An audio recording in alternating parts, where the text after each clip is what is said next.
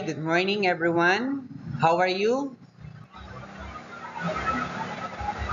I would like to welcome you to our English class for grade 8 Consolidation Learning Camp. I hope you are all excited. Once again, good morning everyone.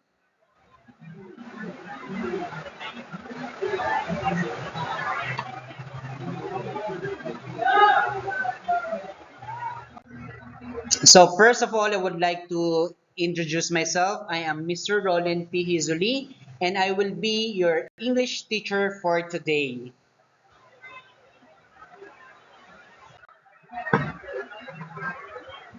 Okay, what have you seen in your screen? Okay, that is a book. It is entitled Philippine Folk Tales, and the other one entitled The Monkey and the Turtle. Uh, for our first activity, I would like you to write down one thing you are expecting to see in this book.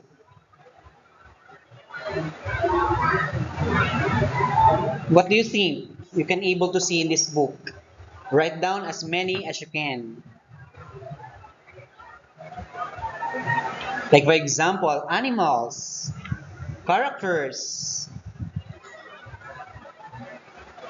and second, with your partner, discuss your answer and together write down three things you are expecting to see in this narrative.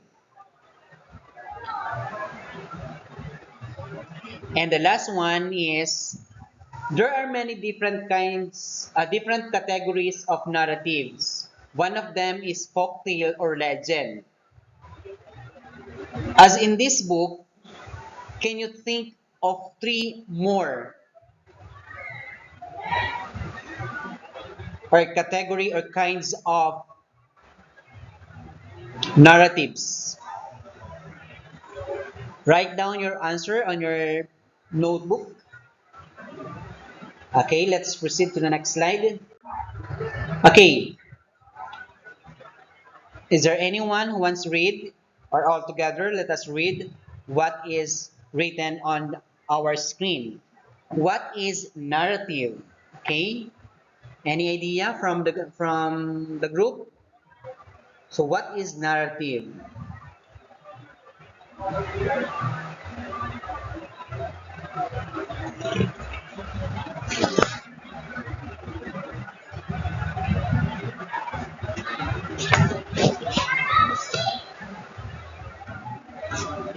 Okay, so when say narrative, a story.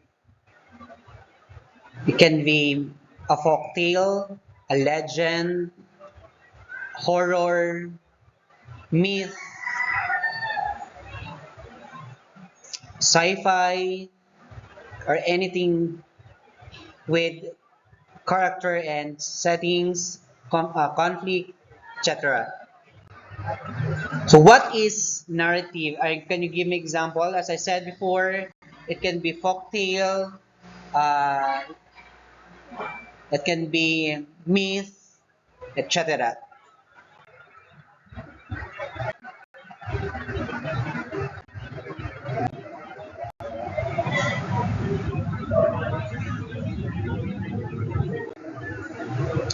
So in this lesson, we are going to look at a short narrative and we are going to learn some strategies for reading narratives that you may not have seen before by looking at this story in detail.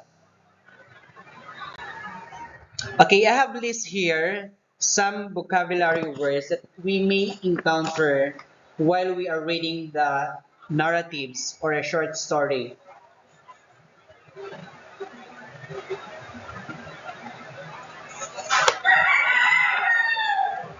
Can you say them after their meanings after me? Okay, let us first read the following words. A feast of guavas, neighbors, cousin, fasten, swollen, folktales. Okay, let us read the following words with their meaning. I'm going to read it, then afterwards, you're going to repeat after me, okay? A feast of guavas. A meal made of lot of guavas. Feast also means a celebration meal with a lot of people. The second word is neighbors. It means people who live near each other. The third word is hazen, means herd. Fifth word is fasten, means lock. Number five, or fifth word is swollen, means pop up, enlarged, bloated, bigger than usual because of an infection, a bite, or an injury. And the last word is folktale. It means a legend or myth, usually belong to a particular cultural group, having a moral or meaning on an explanation or a creation of the world, animals, nature, or phenomena. Now, what we're going to do next is you are going to use the following words in a meaningful sentences. Anyone who can volunteer to use the first word, which is a feast of guavas. Okay, to make it not harder for you, I'm going to use it on my sentence. And then for number two to number six words, you're going to give or to use these words into meaningful sentences. Okay, a feast of guavas had been prepared for our neighbors. That is the sentence for number one. Now, it's your turn. Use the following words in meaningful sentences. The second word now is neighbors. Anyone who can volunteer, write your answer on your module. So today, we're going to read a story entitled Juan Gathers Guavas. That is our first narrative for today.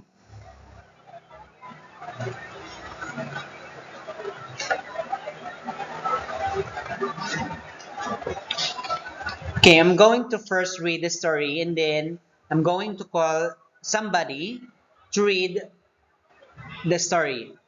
You have to pay attention and listen carefully. One day, Juan's father sent him to get some ripe guavas. For a number of the neighbors have come in and he wanted to give them something to eat. Juan went to the guava bushes and ate all the fruit he could hold, and then he decided to play a joke on his father's guests. Instead of giving them a piece of guavas, a swamp's nest hung nearby. With some difficulty, he succeeded in taking it down and putting it into the tight basket that he had brought for the fruit. He hastened home and gave the basket to his father. And then, as he left the room where the guests were seated, he closed the door and fastened it. As soon as Juan's father opened the basket, the swabs flew over the room. And when the people found the door locked, they fought to get out of the windows. After a while, Juan opened the door, and when he saw the swollen faces of the people, he cried, "What fine rich guavas you must have! They have made you all so fat." Okay, let us discuss now this story. Okay, my first question is who and what is involved in the narrative? Can you find who and what in the story? What are those? Okay, we have Juan, his father, and yes, neighbors. How about what? Can you give me one? Yes, right, guavas. What else? Whoops. Yes, correct. Okay, question number two. What is the event that set off the main event of the narrative? What do you think is the event set of the main event of the narrative? Yes, when one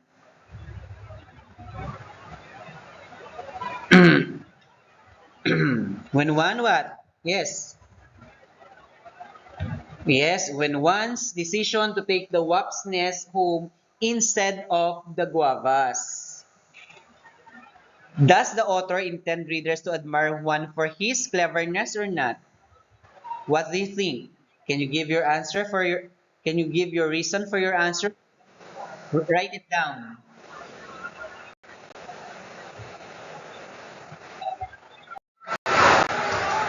Okay, what do you think of the ending of the story?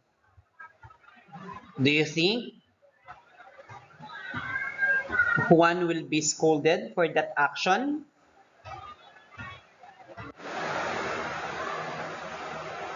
What will happen to Juan after that incident? Does it give a resolution to the story or the ending of the story? Can you give reasons for your answer or justify your answer? And number six, imagine Juan is your friend. What would you say to him about this joke? Or what advice you can give to him about this joke? Okay,